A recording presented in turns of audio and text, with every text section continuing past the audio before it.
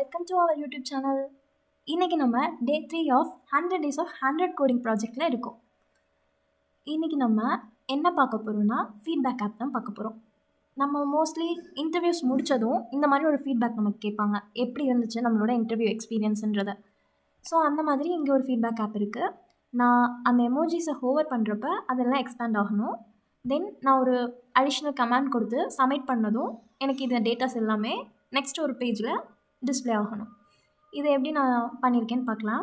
First நான் happy emoji கொடுத்து ஹாப்பினே just ஒரு கமெண்ட் கொடுத்துட்டு நான் போஸ்ட் பண்ணுறேன். ஸோ இங்கே thanks for your feedback, your feeling and additional comment இது எல்லாமே வருது. இந்த மாதிரி நம்ம எப்படி பண்ணலான்றதை பார்க்கலாமா? கோடிங் பார்ட்குள்ளே போகலாம். This is our coding part. இங்கே நான் சிஎஸ்எஸ் இருக்குது, HTML எழுதியிருக்கேன், தென் JS எழுதியிருக்கேன். ஓகே, நம்ம சிஎஸ்எஸ் எப்பவும் போல் உங்களுக்கு பிடிச்ச மாதிரி டிசைன் பண்ணிக்கோங்க. உங்களுக்கு பிடிச்ச கலர்ஸ் யூஸ் பண்ணி க்ரியேட்டிவிட்டியாக பண்ணிக்கலாம். தென் HTML ஹெட்டு பாடி ரெண்டு யூஸ் பண்ணியிருக்கேன். ஹெட்டில் எப்போவுமே மெட்டா டேட்டா இருக்கணும். தென் டைட்டில் நம்ம வந்து அவுட்புட்டில் டிஸ்பிளே ஆகுது பார்த்தீங்களா, இங்கே இருக்குல்ல, இதுதான் நம்ம டைட்டில் டேக் யூஸ் பண்ணி நம்ம கொடுத்த எந்த டேட்டானாலும் அங்கே தான் வரும். தென் ஸ்டேஜ் ஷீட்டை நான் வந்து கனெக்ட் பண்ணியிருக்கேன் யூஸிங் லிங்க். தென் பாடியில் ஒரு டிவ் ஓப்பன் பண்ணிட்டு அதுக்குள்ளே என்னோடய எல்லா டேட்டாவுமே இந்த டிவ்க்குள்ளே தான் எழுதியிருக்கேன். H2வில் how was your experience. Then next ஒரு டிவ் யூஸ் பண்ணி H2 உங்களுக்கு எதுக்குன்னு தெரியும், ஹெட்டிங் டேக்குக்காக. என்னோடது கொஞ்சம் போல்டாக கொஞ்சம் லார்ஜாக வரணும்னா H2 யூஸ் பண்ணியிருக்கேன். தென் டிவ் டேக்கில் நான் 3 ஸ்பேன் எலமெண்ட்ஸ் வச்சுருக்கேன்.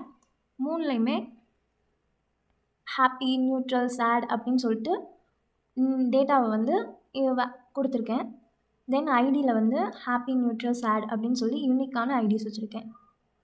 ஸ்பேன் நம்ம யூஸ் பண்ணனால நமக்கு நெக்ஸ்ட்டு இந்த எமோஜிஸ் வந்து வந்துடும். ஏன்னா ஸ்பேன் வந்து ஒரு இன்லைன் எலமெண்ட். உங்களுக்கு தெரியும்ல பிளாக் எலமெண்ட்ஸ் எது, இன்லைன் எலமெண்ட்ஸ் எதுன்னு. இன்லைன் எலமெண்ட்ஸ் வந்து ஒரு டேக் பக்கத்தில் இன்னொரு டேக்கை கொண்டு விடும். பட் பிளாக் எலமெண்ட்னால் இங்கேருந்து அந்த ஃபுல் பிளாக்குமே அது மட்டும்தான் எடுத்துக்கிடும். லைக்வைஸ் இந்த H1, H2, div இது எல்லாமே வந்து பிளாக் எலமெண்ட்ஸ்னு சொல்லுவாங்க. ஸ்பேன், இமேஜ் இதெல்லாம் வந்து இன்லைன் எலமெண்ட்ஸ்னு சொல்லுவாங்க. நீங்கள் கூகுள் பண்ணிங்கன்னா இதை பற்றி நிறையா தெரிஞ்சுக்கலாம். ஓகே, தென் இங்கே அடிஷ்னல் ஃபீட்பேக் யூஸ் பண்ணுறதுக்காக டெக்ஸ்ட் ஏரியா கொடுத்துருக்கேன். தென் இங்கே ஒரு பட்டன் இருக்குது. இந்த பட்டன் நம்ம கிளிக் பண்ணதும் தான் நமக்கு நெக்ஸ்ட்டு பேஜ் வந்து ஷோ ஆகும். இதுதான் நம்மளோட HTML எழுதியிருக்க பார்ட். தென் ஸ்கிரிப்ட், நம்மளோட ஜாவா ஸ்கிரிப்ட் மெயின்லி அதை ஆட் பண்ணியாச்சு. தென் ஜாவா ஸ்கிரிப்ட்குள்ளே போகலாம். நம்ம இங்கே கான்ஸ்ட் எமோஜி அப்படின்னு சொல்லி ஒரு வேரியபிள் டிக்ளேர் பண்ணியிருக்கோம். இந்த எமோஜிஸ்குள்ளே கொரி செலக்டர் யூஸ் பண்ணி கிளாஸில் கொடுத்துருக்க எல்லா எமோஜியும் இங்கே கெட் பண்ணிக்கிறோம். லைக் இங்கே 3 கிளாஸ் நான் எமோஜின்னு கொடுத்துருக்கேன். இந்த 3யுமே கெட் பண்ணி நான் இந்த எமோஜிஸ்குள்ளே வச்சுக்குவேன். தென் ஃபீட்பேக் இன்புட், இதில் என்ன பண்ண போகிறோன்னா நம்ம கொடுக்குற ஃபீட்பேக்கை இங்கேருந்து இன்புட் எடுக்கிறதுக்காக ஐடி யூஸ் பண்ணி ஃபீட்பேக் இன்புட் எடுத்திருக்கேன். தென் சப்மிட் பட்டனுக்கு சப்மிட் பட்டன்.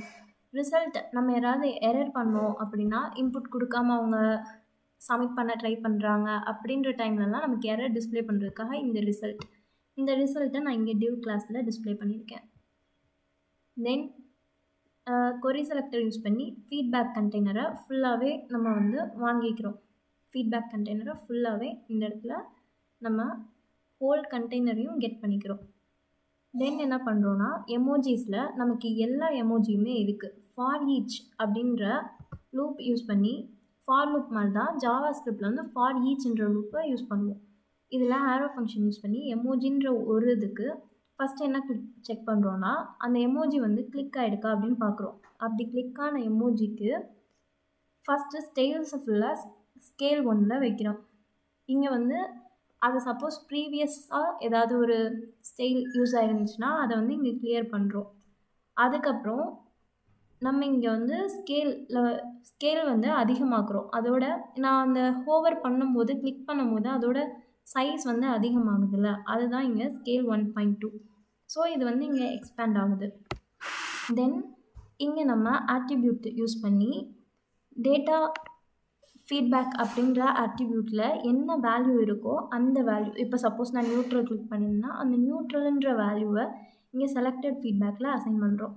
தென் அசைன் பண்ண பின்ன சப்போஸ் சப்மிட் பட்டனை கிளிக் பண்ணிட்டாங்க.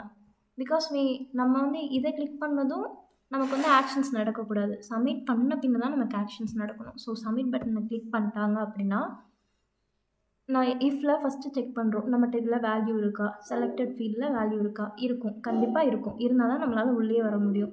ஸோ அந்த வேல்யூ இருந்துச்சுன்னா, சப்போஸ் அப்படி இல்லை அப்படின்னா நம்ம இங்கே எல்ஸ் பக்கம் போயிடுவோம். எல்ஸில் வந்து இந்த மாதிரி நமக்கு மெசேஜ் ஷோன் ஆகும். Please select the feedback emoji அப்படின்ற ஒரு எரர் வந்து நமக்கு டிஸ்பிளே ஆகும். அப்படி இருந்தால் மட்டும்தான் நம்ம இந்த கோட்குள்ளே போக முடியும். உள்ளே போயிட்டு அடிஷ்னல் ஃபீட்பேக்கில் நம்ம என்ன வேல்யூ இருக்கோ அதை எடுத்து இங்கே ஸ்டோர் பண்ணுறோம். ஃபீட்பேக் இன்புட் உங்களுக்கு இங்கே இருக்கு இல்லையா, சாரி இங்கே நம்ம ஆல்ரெடி ஃபீட்பேக் இன்புட் வச்சுருக்கோம். அந்த வேல்யூவை இங்கே நம்ம ஸ்டோர் பண்ணிக்கிறோம். ஸ்டோர் பண்ணிவிட்டு இங்கே நம்ம இன்னரில் நம்ம பேக் டெக்ஸ்ட்குள்ளே இந்த மாதிரி தேங்க்ஸ் ஃபார் யுவர் ஃபீட்பேக் அப்படின்னு சொல்லிட்டு இங்கே நம்ம எம்பெடட் பண்ணிடலாம். நம்மளோட எல்லா டேட்டாவையும் எம்பெடட் பண்ணிட்டோன்னா இதுதான் நமக்கு ஃபீட்பேக் கண்டெய்னரில் டிஸ்பிளே ஆகுது. ஸோ இதுக்காக தான் நான் ஃபீட்பேக் கண்டெய்னரை இங்கே வாங்கியிருக்கேன். இதில் இன்னர் HTMLனு கொடுத்துட்டு நீங்கள் இந்த மாதிரி எம்பெடட் பண்ணிட்டீங்கன்னா இந்த டேட்டாஸ் தான் உங்களுக்கு ஷோ ஆகும். ஆல்ரெடி இருந்த எல்லா டேட்டாஸுமே உங்களுக்கு ரீரைட் ஆகிடும். That's all. உங்களுக்கு ஜாவாஸ்கிரிப்ட் புரிஞ்சிருக்கும்னு நினைக்கிறேன். உங்களுக்கு புரியலன்னா பாஸ் பண்ணிட்டு இன்னொரு வாட்டி ஃபுல்லாக கேளுங்க. அதுக்கும் மேலே டவுட்ஸ் இருந்துச்சுன்னா கமெண்டில் பண்ணுங்கள். நான் கண்டிப்பாக உங்களுக்கு நெக்ஸ்ட் வீடியோவில் எக்ஸ்பிளைன் பண்ணுறேன்.